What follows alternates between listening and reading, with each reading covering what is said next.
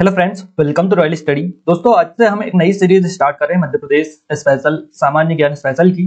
Guys, इस video में हम जितने भी क्वेश्चंस कवर करेंगे वो बिल्कुल नए क्वेश्चन रहेंगे, यानी नए पैटर्न पर क्वेश्चंस रहेंगे जो कि आपकी कांस्टेबल की और बेसिकली पीएससी के एग्जाम में क्वेश्चन देखने को मिलते हैं।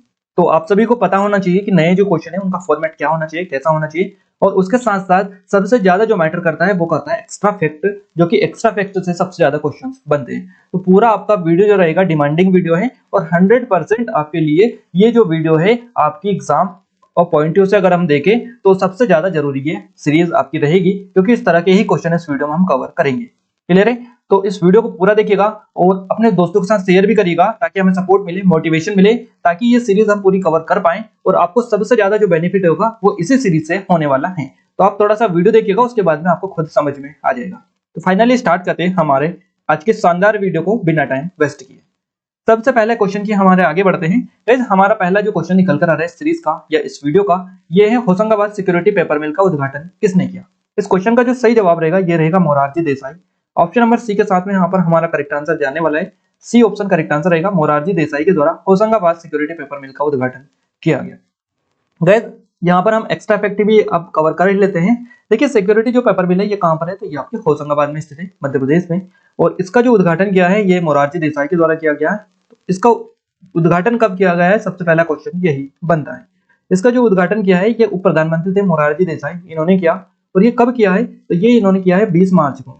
20 मार्च को किया है इन्होंने 1967 को, ध्यान रखिएगा 1967 को इन्होंने किया है। 20 मार्च 1967 को मोरारजी देसाई ने होशंगाबाद सिक्योरिटी पेपर मिल का उद्घाटन। इसके अलावा जो सिक्योरिटी जो पेपर मिल है इसका काम कब शुरू हुआ था, इसका जो काम शुरू हुआ था 1962 में शुरू हुआ था। ध्यान रखिएगा 1962 में इसका काम शुरू हुआ था और करीबन मान के चलेगा 1 साल बाद इसका जो एक हिस्सा था ये बनकर तैयार हो चुका था। और उसके बाद में 20 मार्च 1967 को इसका जो उद्घाटन मोरारजी देसाई के द्वारा किया गया। अब बात करते हैं होशंगाबाद डिस्ट्रिक्ट की, क्योंकि होशंगाबाद यहाँ पर हमारा निकल कर आ रहा है। तो होशंगाबाद के बारे में थोड़ी सी डिटेल कवर करते हैं। गाइस, होशंगाबाद जो जिला है आपका ये किस नदी के किनारे स्थित है, तो ये बेसिकली नर्मदा नदी के किनारे स्थित है। नर्मदा जो नदी है इसी के किनारे ये बसा हुआ है और होशंग शाह ने इसको बसाया था, होशंगाबाद शहर को। नर्मदा और तवा जो दोनों नदियां यहीं पर मिलती है होशंगाबाद में ही, तो इस स्थान को बांद्रा बांध के नाम से जाना जाता है। एक और चीज यहाँ पर फेमस है होशंगाबाद में, टंगस्टन यहाँ पर पाया जाता है। यहाँ का एक आगर गांव है, आगर गांव, यहाँ पर टंगस्टन पाया जाता है। मध्य प्रदेश का जो पहला जैव आरक्षित क्षेत्र है आप सभी ने पता है पंचमढ़ी, 1999 में इसको बनाया गया था, स्थापित किया गया था 1999 में। मध्य प्रदेश का पहला जैव आरक्षित क्षेत्र है और इसे जो है यूनेस्को ने संरक्षित सूची में भी स्थान दिया है। तो ये आपका कहाँ पर आता है, होशंगाबाद में आता है। इसके अलावा यहाँ पर होशंगाबाद में ही इटारसी है। इटारसी क्या है, तो इटारसी मध्य प्रदेश का सबसे बड़ा रेलवे जंक्शन है, ये भी आप अपडेट कीजिएगा। गाइज, एक और करंट की हम आपको अपडेट बता देते हैं। होशंगाबाद जिले के अंतर्गत एक बावई स्थान आता है जहाँ पर माखनलाल चतुर्वेदी जी का जन्म स्थल है ये बावई, और इसका भी हाल ही में नाम बदलकर क्या कर दिया है, माखन नगर इसका नाम अब कर दिया गया है। बावई का नाम बदलकर माखन नगर कर दिया है। आप थोड़ी सी चीजें अपडेट कर लीजिएगा, बाकी हम स्पेशल जो हमारी ई बुक है 2022 की उसमें पूरा ये बता चुके हैं। क्लियर है? तो इतनी सारी चीजें हुई और हम देखते हैं पंचमढ़ी जो होशंगाबाद जिले के अंतर्गत आता है, यहीं पर पंचमढ़ी में अप्सरा जलप्रपात है। इसके अलावा रजत जो जलप्रपात है ये भी यहीं पर पंचमढ़ी में ही स्थित है। एक और सबसे महत्वपूर्ण चीज हमारी रह गई है 1350 की ऊंचाई वाली धूपगढ़ की चोटी। ये किस राज्य में स्थित है, मध्य प्रदेश के होशंगाबाद जिले के पंचमढ़ी के अंतर्गत आती है धूपगढ़ की चोटी, जो कि मध्य प्रदेश की सबसे ऊंची चोटी है। इसी के साथ साथ पंचमढ़ी जो है ये सबसे अधिक वर्षा वाला स्थान भी है। और ये जो पंचमढ़ी आती है होशंगाबाद पंचमढ़ी, ये सागौन के वनों के लिए बेसिकली जाना जाता है। सागौन के वनों के लिए एक और अभ्यारण्य है जिसका नाम है बोरी अभ्यारण्य, ये भी आपका होशंगाबाद जिले में ही आता है। और ये सबसे ज्यादा जाना जाता है बोरी अभ्यारण्य सागौन के वनों के लिए प्रसिद्ध है। इसके अलावा यहाँ पर एक ये राष्ट्रीय उद्यान भी है। अब कौन सा, सतपुड़ा जो राष्ट्रीय उद्यान है, सतपुड़ा राष्ट्रीय उद्यान, ये भी आपका होशंगाबाद जिले में ही आता है। और सिक्योरिटी जो पेपर मिल है यहाँ पर नोट जो छापने के कागज बनाए जाते हैं वो बनाए जाते हैं सिक्योरिटी पेपर मिल होशंगाबाद में। तो आई थिंक यहाँ से आपकी पूरी चीजें डिटेल हम दे चुके हैं। अब सिंगल जो क्वेश्चन भी यहाँ से बनेगा तो आपका बाहर नहीं जाएगा। गाइस, टेलीग्राम चैनल और ग्रुप को ज्वाइन नहीं किया इनको ज्वाइन कर लीजिएगा। जितने भी करंट की अपडेट होती है सबसे पहले हम यहीं पर आपको प्रोवाइड करते हैं, जिसके लिंक हम आपको डिस्क्रिप्शन में दे चुके हैं। आइए आगे बढ़ते हैं हमारे अगले क्वेश्चन की ओर। अगला क्वेश्चन है गाइस हमारा, ग्वालियर में माधवराव सिंधिया के दरबारी संगीतकार के रूप में किसने काम किया। सही जवाब इस क्वेश्चन का रहेगा option number C, Krishnarao Shankar Pandit. Krishnarao Shankar Pandit के द्वारा ग्वालियर में माधवराव सिंधिया के दरबारी संगीतकार के रूप में काम किया गया। ध्यान रखिएगा, तो सी ऑप्शन के साथ में हमारा करेक्ट आंसर जाएगा। और गाइज अगर हम बात करें कृष्णराव पंडित की, तो कृष्णराव शंकर पंडित इनका पूरा नाम है। और ये क्या थे, तो ये लेकार उस्ताद थे, लेकार उस्ताद जो थे। ध्यान रखिएगा, ग्वालियर में माधवराव सिंधिया के दरबारी संगीतकार के रूप में इन्होंने काम किया है। और ये जो कृष्णराव शंकर पंडित है, ये ख्याल ख्याल के अलावा तराना और तराना के अलावा तप्पा, ये जो शैली है इसके विशेषज्ञ थे कृष्णराव शंकर पंडित। तो क्वेश्चन बन सकता है कि कृष्णराव शंकर पंडित किस शैली के जो है विशेषज्ञ थे, तो ख्याल, तराना और तप्पा तीनों शैली के ये विशेषज्ञ थे। एक और चीज याद रखिएगा, इनका कृष्णराव शंकर पंडित का निधन कब हुआ है, क्योंकि निधन काफी ज्यादा अब पूछे जाने लगा है। पहले जन्म पूछे जाता था, अब निधन भी पूछे जाने लगा है। तो इनका निधन हुआ है 22 अगस्त को, 22 अगस्त को 1989 में, 1989 में इनका निधन हुआ है। और 96 वर्ष की उम्र में इनका निधन हुआ है, जिस टाइम पर इनका निधन हुआ है। क्लियर है। तो यहाँ से कृष्णराव शंकर पंडित के बारे में पूरी डिटेल आपको बता चुके हैं। और यहाँ पर एक वर्ड निकल कर आ रहा है ग्वालियर। अब हम ग्वालियर जिले के बारे में थोड़ी सी डिटेल कवर करते हैं। सबसे पहले ग्वालियर की अगर हम बात करें, तो यहाँ पर यहाँ का दुर्ग ही आता है। ग्वालियर का जो दुर्ग है इसको जिब्राल्टर के नाम से जाना जाता है। किसके नाम से? जिब्राल्टर के नाम से इसको जाना जाता है, या किलो का रत्न भी बोल सकते हैं। इसको किसने बसाया था, तो राजा सूरज सेन के द्वारा इसको बनवाया गया था।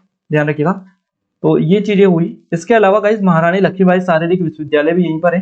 ध्यान रखिएगा, तानसेन का जो मकबरा है, तानसेन का मकबरा ये भी यहीं पर है। और मोहम्मद गौस का जो मकबरा है ये भी यहीं पर है। तानसेन समारोह हर साल ग्वालियर में ही आयोजित किया जाता है, ये तो आप सभी ने पता ही होगा। गाइस अगर हम बात करें कि यहाँ पर कौन सी जनजाति पाई जाती है, तो ग्वालियर जिले में सहरिया जो जनजाति है ये निवास करती है। क्लियर है। और यहाँ पर कई सारे वैसे तो विश्वविद्यालय, राजमाता विजयराजे सिंधिया कृषि विश्वविद्यालय जिसकी स्थापना 2008 में हुई थी। इसके अलावा राजा मानसिंह तोमर संगीत महाविद्यालय भी है, जिसकी स्थापना भी 2008 में की गई थी। देखिए यहाँ पर एक ग्वालियर जो किला है इसके अंतर्गत ये तेली का मंदिर आता है, जो कि द्रविड़ शैली से बना हुआ है। और ये मध्य प्रदेश का एकमात्र स्थान है जो कि द्रविड़ शैली से बना हुआ मंदिर है। तो ये कौन सा है, ये है आपका तेली का मंदिर।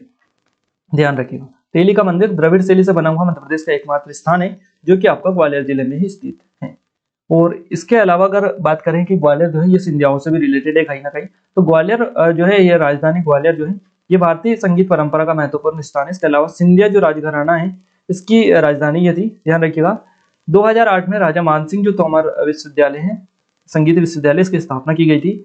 और गाइस ग्वालियर की अगर हम बात करें तो यहाँ पर एक स्थान है घाटी गांव। घाटी गांव जो स्थान है यहाँ पर अभ्यारण्य है, और सोन चिड़िया का संरक्षण ग्वालियर में ही किया जा रहा है। तो ये भी आपने याद रखना है। तो आई थिंक हम ग्वालियर के बारे में पूरी चीजें कवर करवा ही चुके हैं आपको। एक स्टेडियम भी है यहाँ पर, कैप्टन रूप सिंह स्टेडियम, जो कि ग्वालियर में स्थित है। तो ये सभी चीजें आप ग्वालियर के बारे में याद रखिएगा। नेक्स्ट क्वेश्चन है हमारा, कृष्णराव शंकर पंडित को गायक शिरोमणि की उपाधि से कब सम्मानित किया गया? कृष्णराव शंकर पंडित को गायक शिरोमणि की उपाधि से 1921, यहाँ से हमारा ऑप्शन नंबर डी के साथ में करेक्ट आंसर जाने वाला है। ऑप्शन नंबर डी, 1921 में इनको गायक शिरोमणि की उपाधि से सम्मानित किया गया था। देखिए कृष्णराव शंकर पंडित ने अपने पिता की याद में ग्वालियर में गंधर्व विश्वविद्यालय की स्थापना करवाई थी, या गंधर्व महाविद्यालय की जो स्थापना करवाई थी कृष्णराव शंकर पंडित ने करवाई थी अपने पिता की याद में। तो ये याद रखिएगा किसने करवाई थी। गाइस एक और चीज याद रखिएगा कि कृष्णराव शंकर जो पंडित है इनकी प्रमुख रचनाएं कौन कौन सी हैं, हम आपको बताते हैं। संगीत सरगम, स्वर संगीत, प्रवेश संगीत, आलाप संचारी, ये जो सभी है इनकी रचनाएं हैं कृष्णराव शंकर पंडित की। और 1959 में, ध्यान रखिएगा 1959 में संगीत नाटक अकादमी के द्वारा इनको सम्मानित किया गया था कृष्णराव शंकर पंडित को। और 1973 में इनको जो है पद्म भूषण से सम्मानित किया था 1973 में। और 1959 में संगीत नाटक अकादमी के द्वारा 1973 में पद्म भूषण से सम्मानित किया था। साथ ही 1980 में तानसेन पुरस्कार से भी इनको सम्मानित किया गया था कृष्णराव शंकर पंडित को। और 1921 में गायक शिरोमणि की उपाधि से सम्मानित किया गया था। तो ये सभी डेट आप याद रखिएगा, यहाँ से सबसे ज्यादा क्वेश्चन बनते हैं। नेक्स्ट क्वेश्चन है, निम्नलिखित में से या निम्न में से ग्वालियर घराने का संस्थापक किसे कहा जाता है? गाइस ग्वालियर घराने की अगर हम बात करें तो ग्वालियर घराने का जो संस्थापक कहा जाता है ये कहा जाता है हद्दू खां को। ये हद्दू खां है, तो हस्सू खान के दादा उस्ताद नत्तन पीर बख्श। तो इन सभी को उपरोक्त सभी को कहा जाता है, हमारा क्या रहेगा, डी ऑप्शन के साथ में यहाँ पर करेक्ट आंसर जाने वाला है। निम्न में से ग्वालियर घराने का जो संस्थापक कहा जाता है वो हस्सू खां के दादा और उस्ताद नत्तन पीर बख्श, इन सभी को कहा जाता है। तो इस ग्वालियर जो घराना है हिंदुस्तानी संगीत का सबसे पुराना घराना ये है, और इन सभी को इस घराने के संस्थापक कहा जाता है। इस ग्वालियर घराने के जो संगीतकार है इनकी अगर हम बात करें ग्वालियर घराने से कौन कौन संबंध है, तो शंकर राव पंडित, भावराव जोशी, रामकृष्ण बाजे, कृष्ण राव शंकर पंडित, राजा भैया तेल वाले, रामपुर के मुश्ताक हुसैन, ये जो सभी है इनका संबंध ग्वालियर घराने से है। तो कभी क्वेश्चन मिल सकता है कि बताइए राजा भैया तेल वाले का संबंध किस घराने से है, तो इनका संबंध ग्वालियर घराने से, इसीलिए हमने डिटेल आपको बताई है। आइए अब आगे बढ़ते हैं हमारे अगले क्वेश्चन की ओर। मध्य प्रदेश के किस व्यक्ति को बुलेट कहा जाता है? मध्य प्रदेश के ये व्यक्ति हैं जिनको बुलेट कहा जाता है। सही जवाब रहेगा शंकर लक्ष्मण को। शंकर लक्ष्मण को बुलेट के उपनाम से जाना जाता है। ध्यान रखिएगा, सी ऑप्शन के साथ में हमारा करेक्ट आंसर जाएगा। अब बात करते हैं हम शंकर लक्ष्मण के बारे में। तो वह शंकर लक्ष्मण का जो जन्म हुआ है ये 7 जुलाई को हुआ है। ध्यान रखिएगा 7 जुलाई को हुआ है 1933 में। कहां पर हुआ है? तो इंदौर में इनका जन्म हुआ है। इंदौर बेसिकली आप याद रखिएगा, इंदौर का जो छावनी महू शहर है, महू, यहाँ पर इनका जन्म हुआ है 7 जुलाई 1933 में। अगर इनके निधन की बात करेगा तो इनका निधन कब हुआ है? इनका निधन हुआ है 29 अप्रैल को। 29 अप्रैल को 2006 में इनका निधन हुआ है। और इनके जो है पैर में गैंग्रीन थी, गैंग्रीन, इसकी वजह से इनका जो निधन हुआ है 2006 में हुआ है। तो ये जन्म हो गया, निधन हो गया, तो ये दोनों आप याद रखिएगा। इसके अलावा और स्पेशल चीजें इनके बारे में हम देखते हैं। गाइस एक और चीज याद रखिएगा, 1947 में बैडमैन के रूप में ये भारतीय बैडमिंटन के रूप में जो है ये भारतीय सेना में शामिल हुए थे। भारत में ये जो है हॉकी में शामिल हुए थे, तो ध्यान रखिएगा। और इसके अलावा इनके काफी सारी उपलब्धि रही है इनके बारे में कि 1956, 1956, 1960, 1964, 1964, तो 1956, 1960 और 1964 ये जो ओलंपिक हुए थे, ये भारतीय टीम के गोलकीपर इसमें रहे थे तीनों ओलंपिक में। और इसमें इन्होंने 2 स्वर्ण, 2 यानी गोल्ड और इसके अलावा 1 रजत जो कि जीता था। तो ध्यान रखिएगा 2 गोल्ड 1 रजत इन्होंने इसमें जीता था। 1956, 60 और 64 में गोलकीपर ये रहे थे। इसके अलावा ये जो है अंतर्राष्ट्रीय हॉकी टीम के कप्तान बनने वाले पहले गोलकीपर थे। इनके बारे में ऐसा भी है, भारत सरकार के द्वारा अर्जुन पुरस्कार के साथ साथ इनको पद्मश्री से भी सम्मानित किया जा चुका है।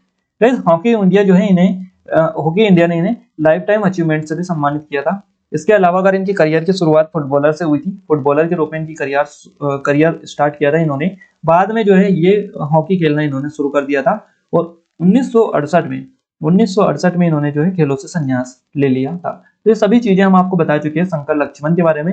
एक एक चीज याद रखिएगा क्योंकि काफी इंपॉर्टेंट आपके लिए हो जाती है। जितनी भी चीजें अभी कांस्टेबल की जो एग्जाम हुई थी आपको पता ही है कितनी डिटेल हमने आपको जीके की जुगाड़ वाली करवाई थी। तो उसी तरह से हम आगे भी चीजें करने वाले हैं। बस आप सपोर्ट दिखाते रहेगा, शेयर अपने दोस्तों के साथ करते रहेगा। हम पूरा आपको कोर्स बता देंगे और पूरी चीजें हम कवर करेंगे फ्री ऑफ कॉस्ट। जो चीजें लोग कोर्स में करवा रहे हैं वो हम फ्री ऑफ कॉस्ट आपको यहाँ पर करवा देंगे। बस आप सपोर्ट बनाए रखिएगा।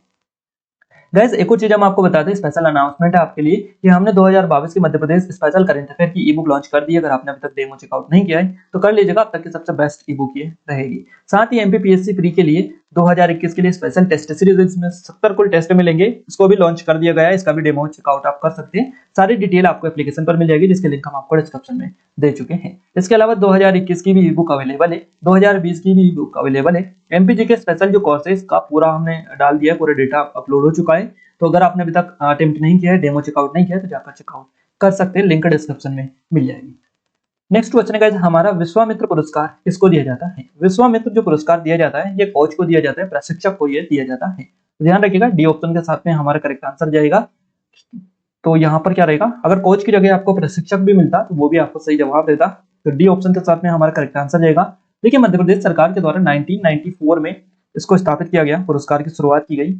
ऐसे प्रशिक्षकों को यह दिया जाता है जिसके कम से कम 2 खिलाड़ियों ने पिछले 5 वर्षों में कम से कम 2 बार राष्ट्रीय स्तर या अंतर्राष्ट्रीय स्तर पर स्पर्धा में 2 स्वर्ण पदक, 4 रजत पदक और 6 कांस्य पदक जीते हैं। तो उन खिलाड़ियों के कोच को यह दिया जाता है बेसिकली, इतना आप याद रखिएगा।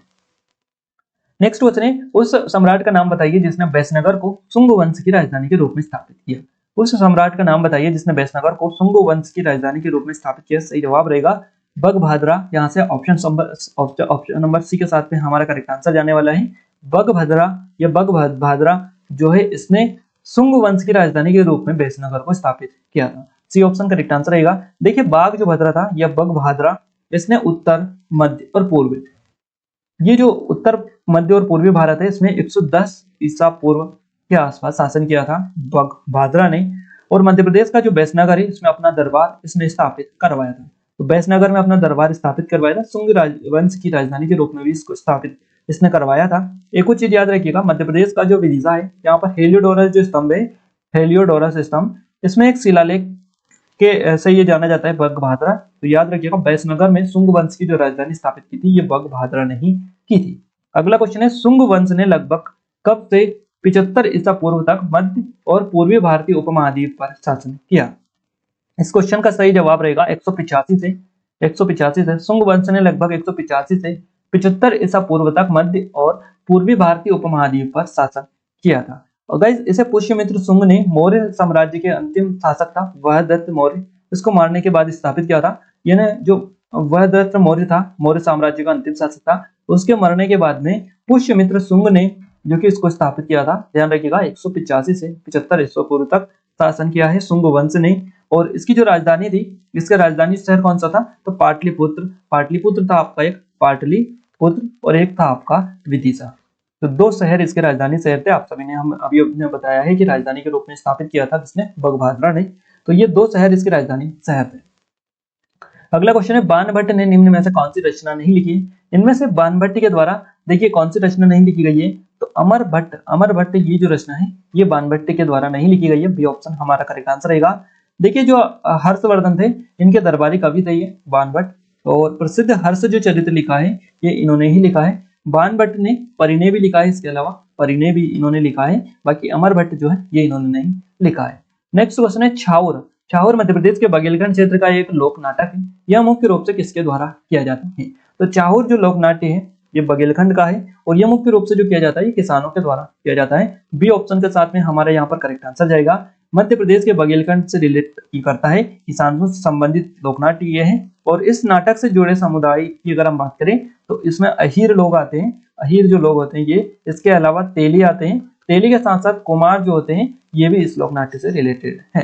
तो ध्यान रखिएगा, अहीर, तेली और कुमार के द्वारा ये लोकनाट्य किया जाता है बघेलखंड क्षेत्र में, मध्य प्रदेश में, और किसानों के द्वारा ये किया जाता है। कब किया जाता है? ये सबसे बड़ा क्वेश्चन रहता है। तो ये दिवाली के अवसर पर किया जाता है, दिवाली के त्योहार के दौरान ये किया जाता है।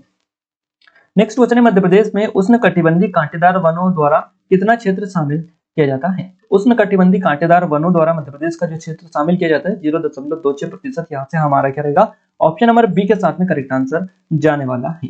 गाइस, अगर इसमें हम बात करें तो औसतन 25 से 75 सेंटीमीटर के जो वर्षा है इसकी आवश्यकता होती है उष्णकटिबंधीय कांटेदार वनों की में।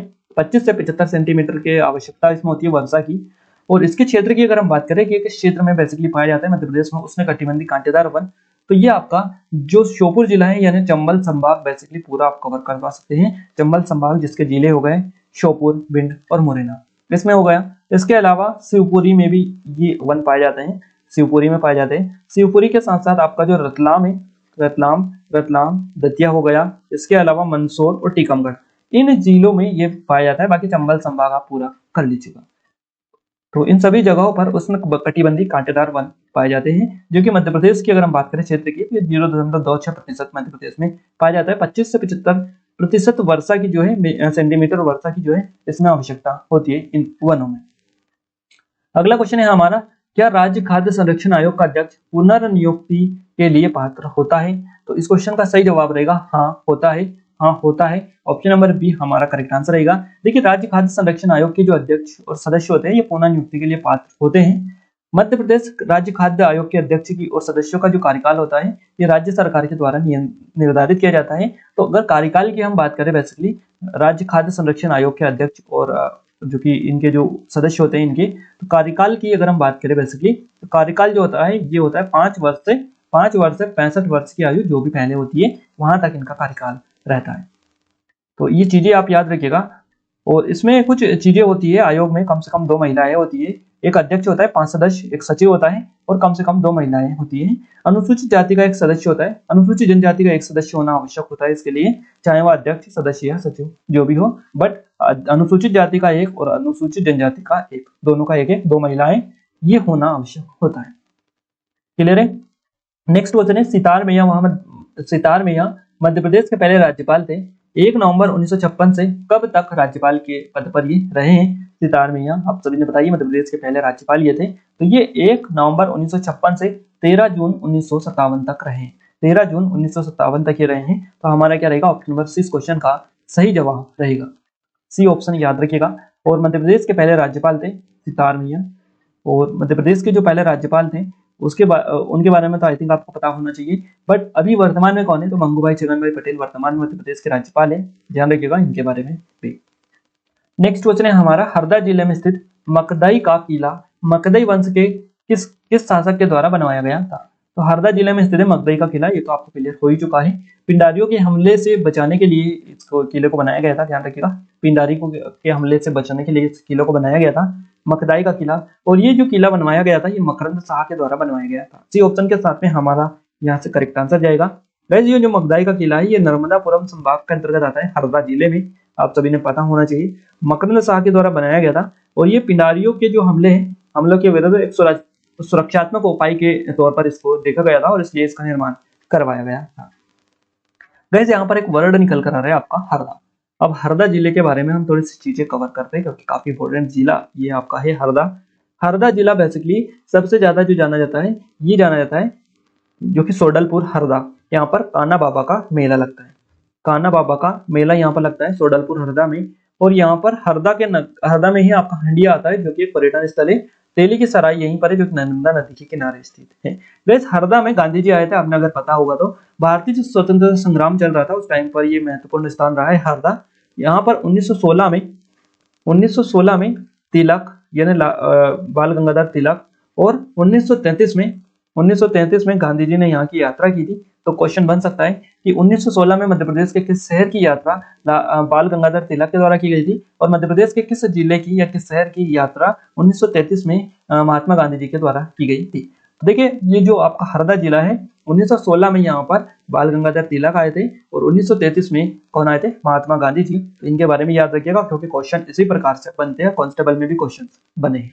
नेक्स्ट क्वेश्चन है हमारा, मध्य प्रदेश लोक सेवा आयोग का गठन 1 नवंबर 1956 को राज्य पुनर्गठन अधिनियम की किस धारा के अनुसार किया गया था। इसका गठन किया गया था धारा 118(3) के आधार पर। तो यहाँ से हमारा ऑप्शन नंबर फर्स्ट के साथ में करेक्ट आंसर जाने वाला है। मध्य प्रदेश लोक सेवा आयोग के जो पहले अध्यक्ष थे इनका नाम क्या है, तो इनका नाम है डी.वी. रेंगे। डी.वी. रेंगे इनका पूरा नाम है, ध्यान रखिएगा, डी.वी. रेंगे इनका नाम है जो कि पहले अध्यक्ष थे। इसका मुख्यालय कहाँ पर है, तो इसका मुख्यालय है आपका इंदौर में। नेक्स्ट क्वेश्चन है, जावरा नृत्य या जवारा नृत्य जिसे धन धान्य को उत्सव के रूप में मनाया जाने के लिए किया जाता है, तो इसकी उत्पत्ति किस राज्य से हुई है। जवारा जो नृत्य की उत्पत्ति हुई है ये मध्य प्रदेश से ही हुई है। इसी ऑप्शन के साथ में करेक्ट आंसर हमारा जाएगा। देखिए जो जवारा नृत्य है विशेष रूप से मध्य प्रदेश का जो बुंदेलखंड एरिया है, बुंदेलखंड एरिया, इसमें ये किया जाता है या प्रचलित है। फसल नृत्य के रूप में इसको मनाया जाता है, ये जाना जाता है। गाइस इसमें पुरुष और महिलाएं अपने ज्वार की फसल की कटाई के बाद धन और खुशी का जश्न मनाने के लिए ये जो नृत्य करती है, तो बुंदेलखंड से रिलेटेड है। यही महिलाएं और पुरुष दोनों इस नृत्य को खुशी के अवसर पर यह जश्न मनाने के लिए करते हैं क्योंकि ज्वार की फसल की कटाई के बाद में।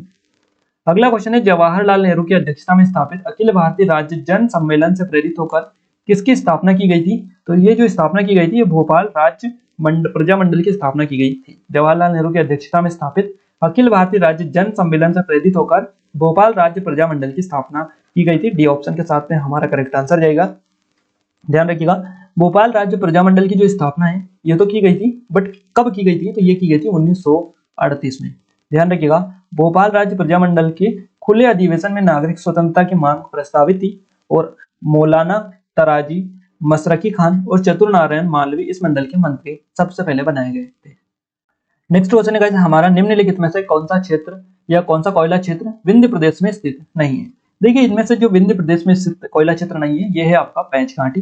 पेंच ये आपका विंध्य प्रदेश में स्थित नहीं है। ये कहाँ पर किस प्रदेश में स्थित है, ये आपका सतपुड़ा जो क्षेत्र है, सतपुड़ा क्षेत्र, इसमें आता है आपका पेंच घाटी। बाकी बेदान, कोरर और सुहागपुर ये सभी विंध्य प्रदेश में स्थित हैं। अगर हम बात करें विंध्य प्रदेश की, तो विंध्य प्रदेश में कौन कौन से कोयला क्षेत्र आते हैं। सबसे पहला आता है यहाँ पर सुहागपुर कोयला क्षेत्र। सुहागपुर कोयला क्षेत्र ये आपका आता है शहडोल जिले में, शहडोल जिले में। इसके अलावा नेक्स्ट है आपका बेदन। ये बेदन कहाँ पर आता है, तो ये बेदन आता है आपका सिंगरौली में, ध्यान रखिएगा। नेक्स्ट है आपका कौन सा, कोरर। कोरर ये कोरर जो आता है ये आता है आपका उमरिया में, उमरिया में। इसके अलावा नेक्स्ट है जोहिला घाटी। जोहिला घाटी ये जो जोहिला घाटी आती है ये कहाँ पर आती है, तो ये भी आपके शहडोल जिले में ही आती है। क्लियर है। तो ये जो कोयला क्षेत्र है ये विंध्य प्रदेश के कोयला क्षेत्र है। अगर हम बात करें कि सतपुड़ा के कोयला क्षेत्र कौन से है, सतपुड़ा के कोयला क्षेत्र कौन कौन से, तो पहला आता है सतपुड़ा में तवा, जो कि नर्मदापुरम में आता है, तवा कोयला क्षेत्र। दूसरा आता है आपका मोहपानी, मोहपानी ये जो आता है आपका, ये आपका बैतूल में आता है, ध्यान रखिएगा। नेक्स्ट है आपका कन्हान, कन्हान कोयला क्षेत्र, कन्हान घाटी भी आप इसको बोल सकते हैं, तो ये आपका मंडला में आता है। और चौथा है आपका पेंच घाटी, पेंच घाटी ये कहां पर आता है, ये पेंच घाटी आता है छिंदवाड़ा में। तो आई थिंक आपको पता चल चुका है कि कौन कौन सा कोयला क्षेत्र किस क्षेत्र के अंतर्गत आता है। अब आगे से अगर आपसे पूछे जाए तो आप आसानी से बता सकते हैं कि आपका विंध्य प्रदेश का जो कोयला क्षेत्र है इसमें सोहागपुर आता है शहडोल जिले में, बेदन आता है सिंगरौली जिले में, कोरर आता है उमरिया जिले में, जोहिला घाटी आती है शहडोल जिले में।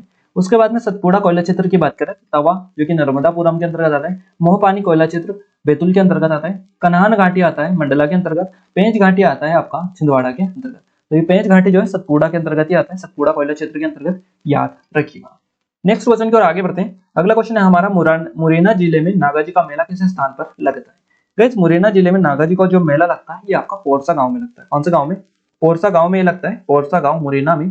तो ऑप्शन नंबर बी के साथ में यहाँ पर हमारा करेक्ट आंसर जाएगा। ये जो मेला है हर साल मुगल सम्राट अकबर के समय से आयोजित किया जाता है, हर साल आयोजित अभी किया जाता है। इसका जो आयोजन किया जाता है संत नागाजी की याद में किया जाता है। और इससे पहले यहाँ पर बंदर के व्यापार के लिए जो मेला है जाना जाता है। और ये जो मेला है कब लगता है, किस माह में लगता है, तो अगन के जो माह होता है, अगन माह, तो उसमें ये मेला आयोजित होता है, अगन के महीने में आयोजित ये किया जाता है। अगला क्वेश्चन है 25 मई 1998 को अविभाजित मध्य प्रदेश छत्तीसगढ़ सहित कुल जिलों की संख्या कितनी हो गई थी। तो कुल जिलों की संख्या जो है 25 मई 1998 को हो गई थी 53 हो गई थी। मध्य प्रदेश छत्तीसगढ़ सहित कुल जिलों की संख्या यहाँ पर पूछी है 25 मई 1998 को, तो ये हो गई थी 53 हो गई थी 53। ऑप्शन नंबर डी के साथ में यहाँ पर करेक्ट आंसर जाएगा। देखिए 25 मई 1998 को, 25 मई 1998 को मध्य प्रदेश में जिले जो बनाए गए थे इनकी संख्या थी 4। मध्य प्रदेश में 4 नए जिले बनाए गए थे। इस जिले में पहले नंबर पर आता है बड़वानी जिला, दूसरे नंबर पर आता है श्योपुर जिला, और तीसरे नंबर पर आता है कटनी जिला, चौथे नंबर पर आता है आपका डिंडोरी जिला। तो ये 4 जिले बनाए गए थे 25 मई 1998 को। तो इसके बाद में जो आपके जिले की संख्या हो गई थी, उन जिलों की संख्या हो गई थी कितनी, 53। तो छत्तीसगढ़ में जो आ रहे जिले हैं, 4 जिले बनाए गए थे छत्तीसगढ़ में, तो उसके बाद में 53 जिले टोटल हो चुके हैं। मध्य प्रदेश का कौन सा स्थान कंस वधोत्सव के लिए प्रसिद्ध, विश्व प्रसिद्ध है, कंस वधोत्सव के लिए विश्व प्रसिद्ध जो स्थल है मध्य प्रदेश का, इसका नाम है शाजापुर। शाजापुर के साथ में सी ऑप्शन के साथ में हमारा करेक्ट आंसर जाएगा। वैसे शाजापुर याद रखिएगा। ये शाजापुर आता है आपका राजगढ़ जिले में, राजगढ़ जिले में। अब राजगढ़ जिले के बारे में भी थोड़ी सी हम डिटेल कवर आपको करवा देते हैं। राजगढ़ जो जिला है बेसिकली जाना जाता है आपका नरसिंहगढ़, जो मिनी कश्मीर है, मालवा का मिनी कश्मीर, ये आपका राजगढ़ जिले में ही आता है, ध्यान रखिएगा। गाइस राजगढ़ का जो ब्यावरा है इसमें राष्ट्रीय राजमार्गों का चौराहा इसको बोला जाता है। राजगढ़ देश का पहला जिला है गाइस जिसने पृथक मानव विकास रिपोर्ट प्रस्तुत की थी। और यहाँ कुंवर चैन सिंह का जो किला है जिसे कश्मीर का मालवा या मालवा का कश्मीर के नाम से जाना जाता है। यहाँ पर नरसिंहगढ़ अभ्यारण्य भी है जिसमें चिड़िको झील भी स्थित है आपकी, तो ये आपका यहीं पर है। अगर हम बात करें कि राजगढ़ जिले का औद्योगिक केंद्र कौन सा है, तो इसका नाम है पीलूखेड़ी। नेक्स्ट क्वेश्चन है, निम्नलिखित में से कौन पंचायती राज्य के तहत एक सर्वोच्च निकाय है। तो पंचायती राज्य के तहत एक सर्वोच्च जो निकाय है इसका नाम है जिला परिषद। जिला परिषद के साथ में फर्स्ट ऑप्शन हमारा यहाँ पर करेक्ट आएगा। मध्य प्रदेश के किस गणितज्ञ ने लीनियर प्रोग्रामिंग के लिए बहुपद एल्गोरिथम का आविष्कार किया था, इनका नाम है नरेंद्र कर्माकर। नरेंद्र कर्माकर के साथ सी ऑप्शन करेक्ट आंसर हमारा जाने वाला है। क्लियर है। नरेंद्र जो कर्माकर थे ये गणितज्ञ थे, लीनियर प्रोग्रामिंग के लिए बहुपद एल्गोरिथम का इन्होंने आविष्कार किया था। इनका जन्म कहां पर हुआ था, तो गाइस इनका जन्म हुआ था मध्य प्रदेश के ग्वालियर जिले में, ग्वालियर में इनका जन्म हुआ था, ध्यान रखिएगा। इनका जन्म कब हुआ था, तो इनका जन्म हुआ था 15 नवंबर को 1957 में, 1957 में हुआ था 15 नवंबर को इनका जन्म ग्वालियर में, स्पेशली आप याद रखिएगा। नेक्स्ट क्वेश्चन है, मध्य प्रदेश संस्कृत अकादमी की स्थापना कब की गई। मध्य प्रदेश संस्कृत अकादमी की स्थापना की गई 1985 में, 1985 डी ऑप्शन के साथ में हमारा करेक्ट आंसर जाएगा। इसके अलावा और भी हम अकादमियां कवर कर लेते हैं। जैसे अगर हम बात करें कि उर्दू अकादमी की स्थापना कब की गई, उर्दू अकादमी की स्थापना कब की गई, तो इसकी स्थापना की गई थी 1978 में। इसके अलावा उस्ताद अलाउद्दीन खां जो संगीत अकादमी है इसकी स्थापना 1989 में की गई। और ये जो संस्कृत अकादमी है, संस्कृत अकादमी इसकी स्थापना 1985 में की गई। इसी तरह आपकी एक और आती है तुलसी अकादमी। तुलसी अकादमी की स्थापना 1987 में की गई और आपकी जो सिंध अकादमी है इसकी स्थापना 1983 में की गई। तो ये भी आप थोड़ा सा ध्यान रखिएगा। और हिंदी अकादमी जो है इसकी स्थापना 1969 में की गई, ध्यान रखिएगा। नेक्स्ट क्वेश्चन है, महान संगीतज्ञ राजा भैया पूंछ वाले किस घराने से संबंध रखते हैं? देखिए महान संगीतज्ञ थे राजा भैया पूंछ वाले, इनका जो संबंध रहा है ये रहा है आपका ग्वालियर घराने से। बी ऑप्शन के साथ में हमारा करेक्ट आंसर जाएगा। राजा भैया जो पूंछ वाले हैं इनका जन्म की बात करें तो 12 अगस्त को इनका जन्म हुआ था 1882 में। इनका जो मूल नाम था ये क्या था, राजा भैया पूंछ वाले का बालकृष्ण आनंदराव इनका मूल नाम था। और ये जो है संगीत, तान, वासना, ठुमरी और तारंगिनी इनके लिए स्पेशली जाने जाते थे। अगला क्वेश्चन है, चंदेरी के पास 15वीं सदी में निर्मित पुराने मदरसों को किस नाम से जाना जाता है? तो इसको जाना जाता है उजर के नाम से। उजर हमारा डी ऑप्शन यहाँ से सही जवाब रहेगा। चंदेरी के पास में 15वीं सदी में निर्मित मदरसा है ये आपका, इसको उजर के नाम से जाना जाता है। इसका जो निर्माण करवाया था 1450 में महमूद खिलजी के संरक्षण में करवाया गया था, ध्यान रखिएगा। तो इस तरह से ये जो उजर है ये एक इमारत मकबरा है और इसे मदरसे में अब परिवर्तित कर दिया गया है।